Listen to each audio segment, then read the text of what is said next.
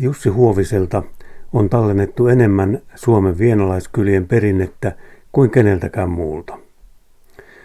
Lisäksi hänen tietohuisensa käsittävät koko vienalaisen elämäntavan kirjon. Hänen merkityksensä perinteenkantajana on korvaamaton. Juminkeon arkistoon on tallennettu häneltä kymmeniä tunteja perinneaineistoa, joiden kautta saa selkeän käsityksen, millaista elämä on ollut Suomen puoleisissa Vienankylissä. Esimerkkien kautta käy ilmi, millaista materiaalia häneltä Juminkeon arkistosta on löydettävissä. Aluksi kuunnellaan Jussin muistelua lapsuuden ajaltaan, eli ajalta noin vuosisata sitten. Lorut ja laulut myös opettivat lapsia oman elämänpiirinsä asioihin. Jäänis sanoi pojalleensa, 3 yötä korjalleensa. Nyt olet orpo minusta, aivan äititöin äpäre. Miss on riisu, siin on rihma, miss on aita, siin on ansa. Elämäne aukeilla ahoilla, siellä on ansat asetettu, pyssymiehet pyllissetty. Semmoinen. Sanoa vielä näitä, kun mentiin peittosta leikittiin, niin mitäpä sitä? Moniahan luen. Hyty, hyty, mato, mato, chimpura, champura, vietora, vaatora, toroskan, touppiu, louppiu, iterina, katerina, tiustari, von. Sitten kun se von-sana tuli sen kohdalla, niin se sitten. No siitä toinen on taas tämä. Ipetsikka, topetsikka, toupiu, loupiu, iies, miies, mene metsä, hakkaa puu, ammu luu, kirjava käsi, koukkusormi pois. No sitten no, kävin kerran taivahassa lampahia katsomassa. Mitä sait palkkoa? 5-6 poikalasta. Mitpä niiden nimet on? Suutari, räätäli, pikipöksy, Pietari, naskali, naputtaja, kenkankannan kaputtaja. Mene tuosta portista pois. Jussin kertoessa äitinsä päivän askareista saa hyvän käsityksen naisten töistä vienalaisessa elämänpiirissä. Huomeneksella ylös noustuin, niin no se oli siinä viien paikkeilla suurin piirtein, ei siinä suuria. Siitä hän keitti sen aamukahvin ja siitä läävätöillä ja hän tuli ja sytyttämään ja sitten kolme lehmää ja sitten aina joku vasa lähtemä kasvamassa ja sitten lampahia oli 50. Ja sitten hän meni sinne läävätöillä ja sitten siellä kun sai ne läävätyöt raattua, niin sitten tuli Pirtti sitten murkinoa keittämään. Ja se murkinoa. Miesten töistä Jussilla on paljon kerrottavaa. Kalastuksella oli iso merkitys vienalaiskylien elämässä. Vedettiinkö nuottaa tässä Hietajärvessäkin vai Murijärvessä? Vejetti, voi hyvänä. Tässähän oli vaikka kuin monta apajoa tässä. Tässä oli heti tuossa mäen rannassa tuossa Kuokoksilla oli apaja ja sitten oli tuolla kohdalla tuolla puolella kivennostimeksi sanottiin kivennostimet. Ja Hampunviljelyllä turvattiin kalastaminen. Viljeltiinkö hamppua teille? Joo, joka syksy. Kuinka iso ala? Ei se iso ollut, vaan sen verran, että sai niin kuin nuotta. Niin sitten kuvottiin näitä rysiä ja nuotan näitä. Siitähän nuottaa menee aika paljon sitä. Kyllä, ja sitten kun jos on jo launut ja taas pitää uusia. Ja no mitä kaikkia vaiheita siinä on, kun hamppu istutetaan, sitten syksyllä se korjataan, mitä syksyllä sen jälkeen? Sieltä pellosta nyhitään juurineen ja se multa siitä kasissa taas se pois ja sitten sitten se ne niin kuin lyhteiksi. Tietysti maanviljelys muodosti yhden keskeisistä elinkeinoista, vaikka se yksin ei riittänyt perheiden elättämiseen. No mitä sinun lapsena ollessa, niin mitä teillä viljeltiin? Ohraa ja sitten suviruista. Suviruista se oli semmoinen, niin kuin, jota silloin keväällä kylvettiin ja sen sai syksyllä sitten jo niin kuin leikata. Ja vuosiruista, sitä nyt oli joku pellon tilkkua. Se oli niin pientä, että se ohrahan se oli sitten niin kuin enimmästä enemmän mitä sitten. Metsästys kuului itsestäänselvyytenä vienalaisten miesten elintapoihin. Jussi muistissa oli lukuisa määrä tietoa metsästystavoista. Ääninäytteessä kerrotaan, miten jänistä pyydettiin ansalla. Sekin vaihteli vuodenajan ja sään perusteella. Niin siellä kun jänistä niin kuin polulta pyydettiin, niin siinähän se sitten on niin kuin tämä luonto. Se kun pakkasella jänis on ne kun pitää kaikki ne kujeet sietää, niin pakkasella on jäniksen laukattava paljon, että se saapi sitä lämmintä. Ja sitten siihen tulee se polku. Ja sitten polulla asetettiin näitä, niinhän se myökin raatama, näitä jänisansoja. Minkälainen se oli se jäniksen lanka? Se oli tämmöistä messinkilankoa ja siihen samoin laajittiin tämmöinen keppi.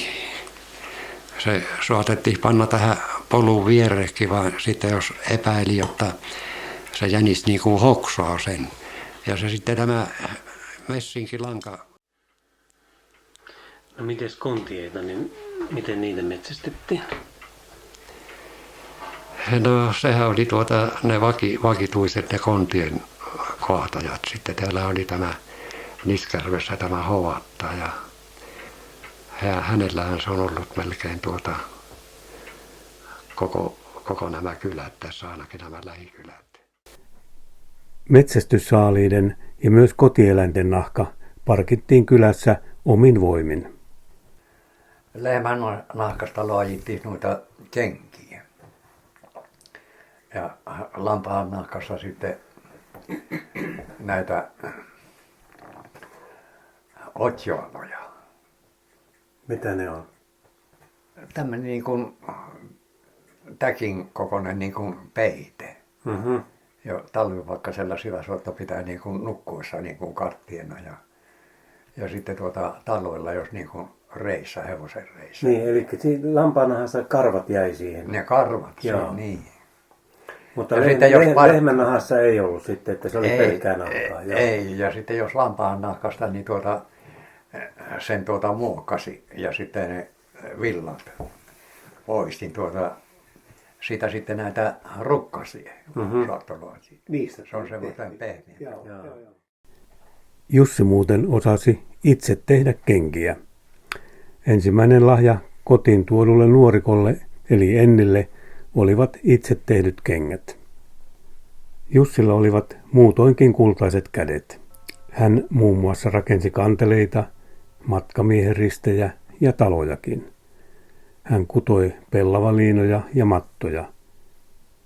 Kaikkea mitä hän teki yhdisti kauneus. Miesten piti käydä työssä myös kylän ulkopuolella. Jussi itse oli nuorena miehenä lähijoilla tukkihommissa. Laukkukauppiaskin löytyi Hietajärveltä.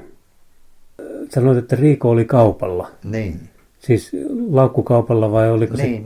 Niin, laukku. Missä päin se kulki? Se oli siellä Parikkalassa ja Elisenvaarassa ja ne kun oli ne alueet, missä oli niinku, ja sitten joltakin tukkukauppiaalta Ipatti, kun se oli niin sillä tavaraa sitten. Jussin isä Parta-Iivana oli ollut Vienanmeren rannikolla Muurmanin rataa rakentamassa ja joutui siinä tuoksinassa kirjoille myös englantilaisten Muurmanin legioonaan, vaikkei sen toimintaan osallistunutkaan. Kotikylän palattuaan hän haki välillä elantoa Ruotsista asti. Pakajiko se tuottos siitä kaivoksella olemisesta Ruotsin matkoista, niin muistatko se, mitä hän niistä pakai? No kyllähän se se vaan on jäänyt mieleen enimmästä, kun se lähetti sinne, että sinne tienesi. Ja täällä oli kymmenkunta näitä miehiä, jotka läksi niin kuin täältä. Ja sitten kun Oulu mentiin, niin ja sitten, että laiva nyt lähti, että sinne Ruotsin puolella mennään, niin niillä miehillä jänikset, jotta ne kaikki pois, kukaan ei lähtenyt, vaan sitten sitähän se sanoi, että kun kerran päättävät, niin hän ei pyörä sanoi, että hän vaan yksin sitten siihen laivaan, mikä oli tätä porukkaa. Ja sitten sinne Ruotsiin meni. 2 vuotta oli siellä. Tämä oli kummallakin sekä Jellivaara että Kiirunan kaivoksella. Koko 2 vuoden ajalta hän ei kirjoittanut yhtään kirjettä morsiamelleen Oksenielle Niskajärven kylään. Tämä jo luuli Iivanan lähteneen lopullisesti ja oli suostunut Akolahdessa asuvan Mihkalin kosintaan. Iivana sattui palamaan juuri edellisenä päivänä, kun Okseniella piti olla häät kotikylässään Niskajärvessä. Iivana meni häihin ja vienalaisten tapojen mukaisesti nosti juuri oikealla hetkellä häärituolin aikana nenäliinänsä kokan morsiammen tartuttavaksi. Tämä siihen tarttui ja vielä samana päivänä pidettiin toiset häät, joissa Iivana oli sulhasena. Paitsi isänsä edesottamuksista, Jussilla oli paljon mielenkiintoista kerrottavaa Suomen vienalaiskylien historiasta. Hän hallitsi kaikkien eläjien sukupuut ja kylien kulttuurihistorian. Itse hän joutui kokemaan kylien hävittämisen ajan, kun ne poltettiin talvisodan aikana.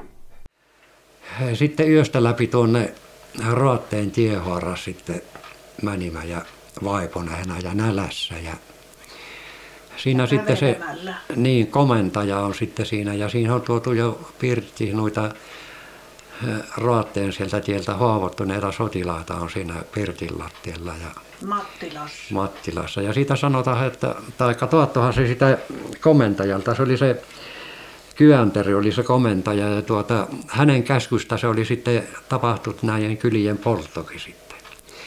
Niin se alkaa, jotta ne on armeija-autoja, siinä oli 2 tyhjää kuorma-autoa, että ne on armeija-autoja, että ne ei jouva eikä anna niitä autoja. Että se sitten nimismiehellä sai yhteyden ja nimismies sitten antoi sen määräyksen sillä komentajalla, että ne siviilit ensin pois ja sitten tapahtuu mitä tahtoo.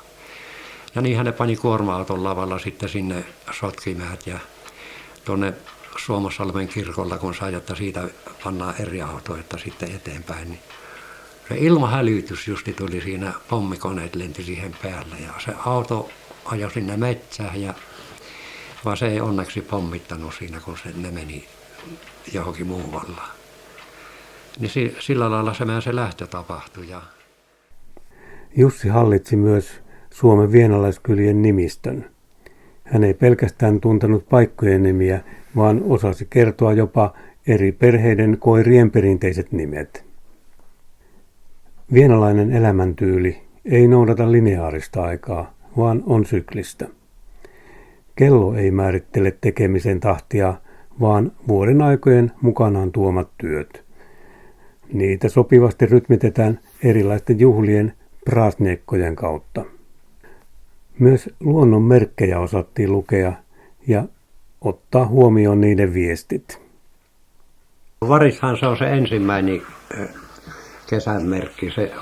Se tuli liitolla niin kuin konsana, että tässä Maarien päivän aikana. Miten niitä muita oli kevään merkkejä? Miten luettiin kevättä? No olihan niitä lumen lähtö niin kuin katoilta, jota Maariana malolla se vappuna vavolla, niin kuin lunta, jos on vielä Maarian aikana. Ja siitä oli tämä, niin kuin tämä vielä tämä talvisempi aika, niin kuin tämä Matin ja Maarien välinen aika, niin se oli sitten, että millainen se on Mattina, niin se nouvattaa sitä, että se on suurin piirtein sitten samanmoista niin kuin Maaria asti. Miten teillä Suomen puolella, oliko teillä Jyrinpäivää, pidettiinkö? Oli Jyrinpää. Sehän No, mikä siihen liittyy? No siihen tuli tämä sitten niin kuin, sitten nämä kellot, sitten nämä lehmän kellot otettiin, tai lampaahan eli vasikan tai mitä tahansa, ja sitten juostiin sitten kellojen kerran, että se niin kuin jo elukoilla ilmoitettiin kevään tulosta. Että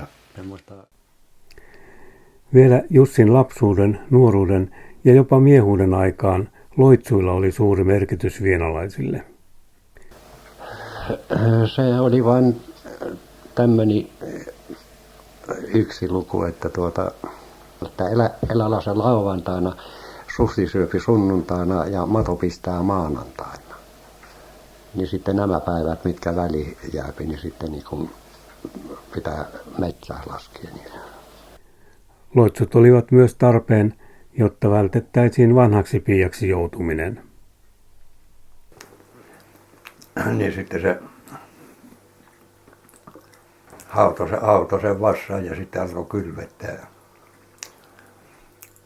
No sanoppa seisos, että tämän piian pirun päällä, tämän tytön lautasilla. Mi urpaa se kyrpeä, mi lehtiä se lempiä. Urpaa juure, kyrpä vitun huuteen. Semmoinen oli se luku. Se lemmennoskoluku. Pääsikö vanha tyttö sitten vihille, jos Miina kylvetti? No minä en tiedä sitä. Kyllä kai se varmasti on. Ja sitten niin kuin tuohonkin oli niin kuin lapsettomuuteen, jota kun ei alkaa niin kuin tulla lapsi on. Niin sitten tietäjän luo piti mennä ja se tietäjä sitten. Ja on Sievossa semmoinen tapaus, että se oli sitten rupesi toimimaan. Ruokaperinne poikkeaa suomalaisten naapurikylien tavoista. Jussilta on tallennettu tuntikausia muisteluksia, miten millaistakin ruokaa tehtiin ja milloin niitä syötiin. Nuorena miehenä Jussi jo itse ymmärsi elinpiirinsä henkisen rikkauden ja ryhtyi keräämään siitä tietoa suomalaisen kirjallisuuden seuralle. No mikä sinulla sitten oli motiivina, kun sinä luit lehdestä sen, että SKS etsii niin kuin oman paikkakunnan perinteitä? Se oli halu niin kuin niin kuin tulo, että niin kuin nyt pitäisi tehdä jotakin tämän asian eteen. Liittyykö se siihen, että sinä koit, että sinua on ja teitä kohdeltiin ryssinä ja sinä koit, että on jotain arvokasta teillä, minkä halusit antaa sitten? No minä koin sen, että tässä on niin arvokasta, että tämä pitäisi saada. Minä kun sain sen sitten ja sen osoitteen, mihin niitä saapi laittaa. Ja minä sitten vaan me otin vain kynän taskuun ja paperiin ja sitten tuolta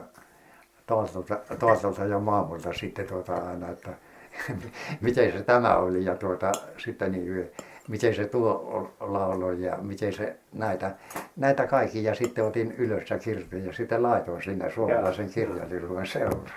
Kyllä. Laajalle levinneitä elokuviakin Jussi Huovisesta on tehty Suomen lisäksi ainakin Karjalassa, Kanadassa ja Japanissa. Now a language isn't just a body of vocabulary or set of grammatical rules, it's a flash of the human spirit. And when we lose a language, we lose a vital element of the human dream. Tähän ohjelmaan on poimittu vain murusia Jussin tietohuisista. Mutta onneksi Juminkeon arkistossa on tallella valtava määrä Suomen vienalaiskylien viimeisen suuren perinteen taitajan viisauden täyttämää kerrontaa siitä elämänpiiristä, jolla on ollut suuri merkitys koko suomalaiselle kulttuurille. Kokonaan oma lukunsa on Jussin merkitys runolaulajana ja säveltäjänä ja ylipäänsä muusikkona. Kolme on koko morsionta, yhden niityn niitännässä. Mimp on niitti sen haravoi, sata sillä sua Brasil. Jussi ei siis piilottanut tietohuisiaan, vaan jakoi niitä auliisti kyselijöille. Heitä riittikin. Hänen luonaan on käynyt vieraita jokaiselta mantereelta. Joita tiedän, joita kuulen niin kujerran. Ennen suotuja sanoja vanhemman varustamia. Omaton suomani sana, se omat tieltä tempomaani. Heinänpäistä hieromaani, kanarvoista katkomaani. Lähteenenkö laulamaahe, soanenko sanelomaahe. Sukuvirttä suoltamaahe, lajivirttä laulamaahe. Noitennen isoni laulo, kirves vartta vuollessansa. Näitä äitini opetti, vietessänsä värttinäätä. Minun lasna lattialla, iässä polven pyöriessä. Maito partana pahaisna, piimä suuna pikkaraisna. Viilu mulle virttä virko, saaje suatteli sanoja. Virttä toista tuulet toivat, meren aaltoiset ajoivat. Linnut liiteli sanoja, puijellatvat lausehia. Ne minä kerälle käärihin, sovittelin sommelolla. Olin piennä paimenessa, lasna karjasen katsossa. Määnin suolla mättähällä, kiven kirjavan sivulla. Sainpa on sanoa kaksi, pantu aitan orren päähe. Vaskiseen vakkaseen, kultaseen kukkaroho. Kun aika tosin tuloue, otan virsilippaani. Kirjokannen mahuutahan poikki puolin polvillani. Ei sampo sanoja puutu, lemminkäini luottehia. Luottehillansa lahove, virsillänsä vanha noue. Eipon laulaja hyväni, laulaa syytäin laulujahe. Eikä koski vuolaskana, halase vettänsä lopute. Siitäpä nyt tiemänöve, ura uusi urkenoue. Suuremmilla laulajilla, luotusammilla runoilla.